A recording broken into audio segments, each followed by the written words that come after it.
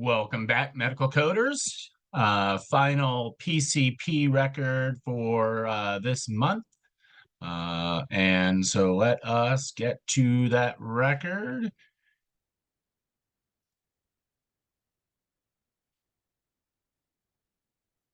We are looking at a chart for Roger Dodger, and his date of birth is January 25th, 78. He's 45 years old.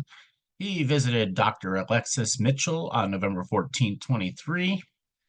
And he visited for routine follow-up and to manage chronic medical conditions. Now, if you have been following along, and this is the third record, I want to caution you not to become complacent or apathetic, thinking all these records look the same, all these records are routine, okay? Because you'll find that in this record, there's going to be something different. And this is kind of like real world, okay?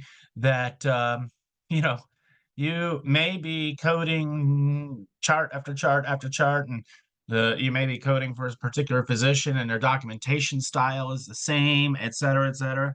But you can't become, to use a euphemism here, you can't become nose blind, to it. You've got to look at each record with a critical eye and resist the temptation to think, it's the same old writing style, same old thing. Just what do I have to, where's the keyword that I'm looking for? You've got to read the record because there are subtleties, okay? And certainly throughout the ongoing program, which is indefinite, we are going to cover a wide range of things that you will come across out in the field. So again, I just want to caution you to not become nose blind or eye blind to the subtleties and the differences in the record when you may start to feel, oh, they're all the same, okay? Because no two records are the same, even if they follow the same format, which some of these records will and others will not. So moving on, patient is here for asthma, hypertension, and allergic rhinitis. No changes or exacerbations since last visit. We've got our review of systems, respiratory notes, occasional mild wheezing. Okay, and we got seasonal allergies managed with over-the-counter and antihistamines. Okay, medication review, albuterol inhaler as needed. Losartan, 50 milligrams daily, and fluticasone nasal spray daily. And by the way, you may notice I'm just terrible with pronouncing pharmaceutical names. Just, you know what I mean. So, no known drug allergies. The patient reports regular exercise, non-smoker, and avoidance of known allergens. Okay. No significant changes in family history since last visit. Okay. And you'll see that, again, in the beginning here, we're dealing with the same writing style, but you've got to, you've got to be able to not be lulled into a false sense of familiarity just because the same writing style. So, physical exam, well nourished, no acute distress. We've got our vitals. Everything looks good there. Respiratory, clear breath sounds, no wheezing at present. And we have our assessment, asthma, well controlled, hypertension, well controlled, allergic rhinitis is stable. The plan is continue current medication regimen, provide updated prescription for albuterol inhaler, schedule follow-up in 6 months, and patient education reinforced on asthma management and allergy avoidance. Patient educated on proper inhaler technique, recognizing asthma triggers, and measures to minimize allergic rhinitis symptoms. Patient instructed to schedule a follow-up, or if any changes in symptoms or concerns arise, and it is signed by Dr. Alexis Mitchell. So let's go take a look at the coding for this record.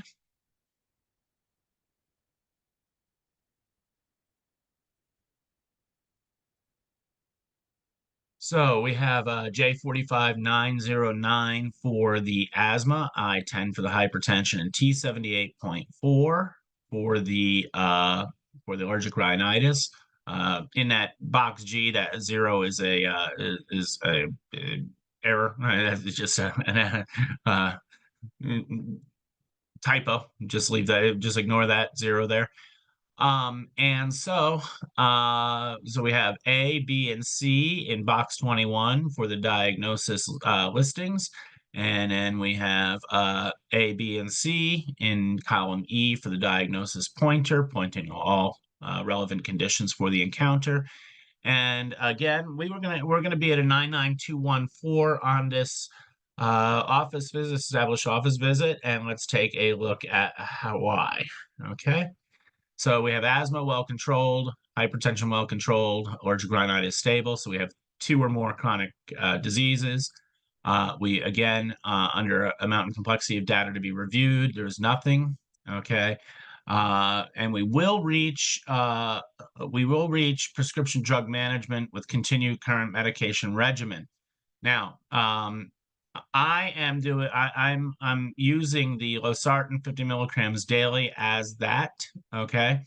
And even the provide updated prescription for albuterol inhaler, that statement alone would be a little stronger support for prescription drug management. However, you'll notice it says albuterol inhaler as needed. Okay. And it doesn't have a dosage or anything. And then it says updated prescription for albuterol inhaler. So here we go, folks. This is one of those subtleties that I was talking about. And so let me introduce you to a thing called Clinical Documentation Improvement, CDI. Okay. And this is a CDI opportunity.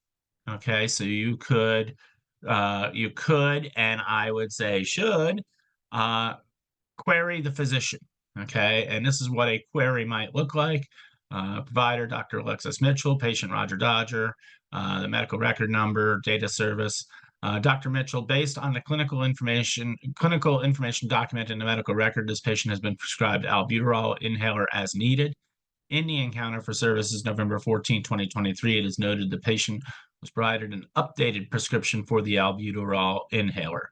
Based on your medical judgment, can you further clarify the details for the albuterol inhaler, such as the dosage and what was updated for this prescription? In responding to this request, please exercise your independent professional judgment. Thank you. I'm a coder, CCSP. Okay. And so, this is a pretty simple, pretty simple, straightforward request. And we'll talk more about queries. We'll get to some records where there's going to be a more detailed, more detailed opportunity. But you should, be familiar with how to query a physician. There's an appropriate way to query a physician, and there's inappropriate ways to query a physician. And I'll give you an example of one way that's not appropriate is to lead a physician and provide them the answer or and there's the whole art to a whole art to the compliance end of queries. So if you're going to write a query, you should be familiar with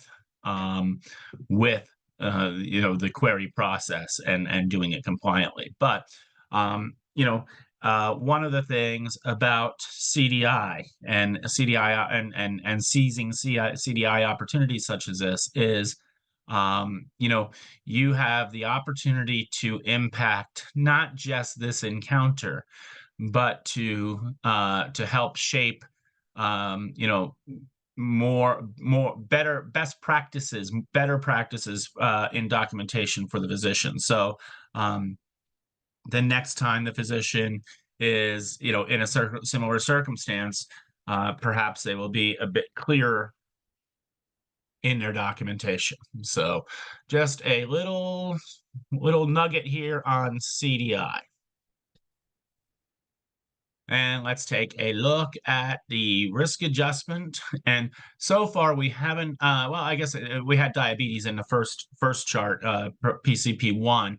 But just as with some of the other charts here, we have two of the three. Allergic rhinitis does not risk adjust at all, okay? But the asthma and the hypertension do not risk adjust for an HCC, but they do risk adjust for an RX HCC. Okay, so again, this is why it's important to be capturing all diagnoses compliantly. And when we talk about supported in the record, okay, and we'll be looking at a chart where the physician basically says patient came in for labs were normal, and that's all it says. And then the provider lists 19 diagnoses in the assessment, diagnosis codes picked off a pick list. That is not appropriate because there's no documentation for those 19. We'll see charts like this, but here we have 3 that are documented with the stable, where they're monitored, where there's an affirmative statement addressing the condition, okay, and that is compliant. Okay, so I've added something here, okay, as I will do from time to time, because I'm not in the habit of shoving the 100 pages of guidelines down your throat in one sitting here. But in addition to the fact that adherence to the guidelines when assigning ICD-10 codes is required by law under HIPAA, and consistent, complete documentation in the medical record is essential, and coding all documented conditions that coexist at the time of the encounter or visit.